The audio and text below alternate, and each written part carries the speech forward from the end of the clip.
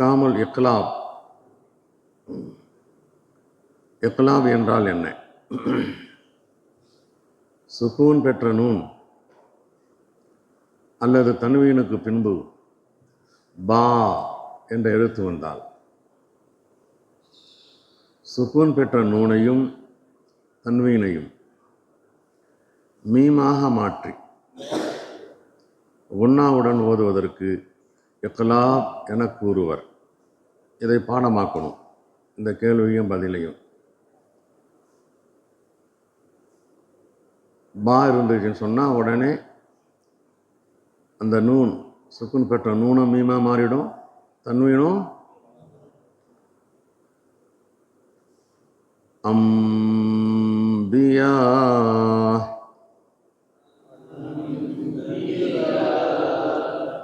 அம்பியா. அங்க இருக்கு அன்பியான் இருக்கு,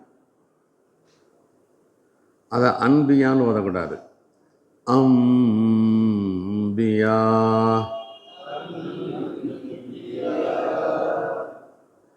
யஸ்தம்பிதூன தன் என்கிறத தம் என்று ஆக்கணும். அம்பதத் ஃபம்பஜஸத். ஹாய்க்கு கீழே நொக்கத்து போட்டுக்கோ. ஃபம்பஜஸத் ஃபம்பஜஸத் ஃபம்பிர் மின் பைத்திக் நஃப்ஸம் பிகைர் ஜௌஜிம் பஹீஜ் அமதம் பஈதா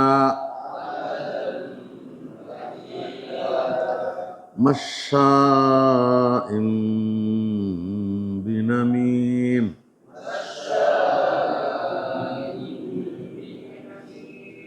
சமீஉம் பசீர்.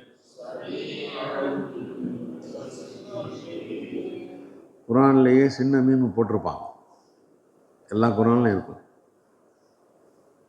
ஆகவே அந்த இடத்தெல்லாம் நூன் சாக்கின் அல்லது தன்வீனுக்கு பின்னால் பா இருந்தால் ரொம்ப சிம்பிள் சட்டம் இது. நூனை மீமாக மாற்றிடணும், தன்வீனை வாசிங்க. அம்பியாவில்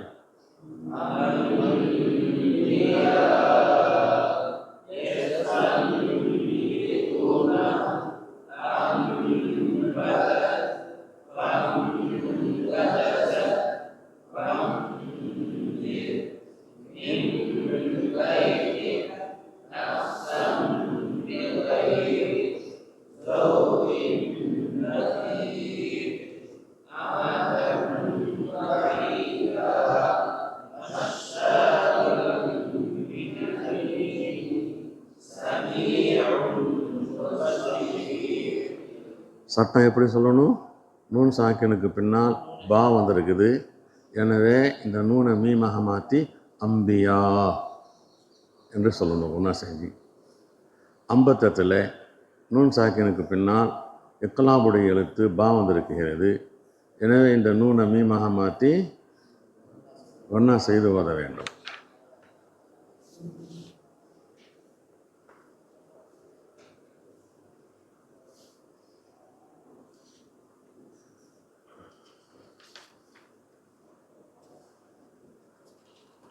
இக்லாபின் சட்டம் முடிஞ்சிச்சா?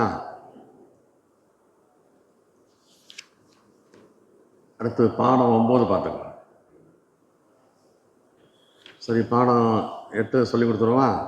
ரேஸு தான் அது, 2 சட்டம் தான்.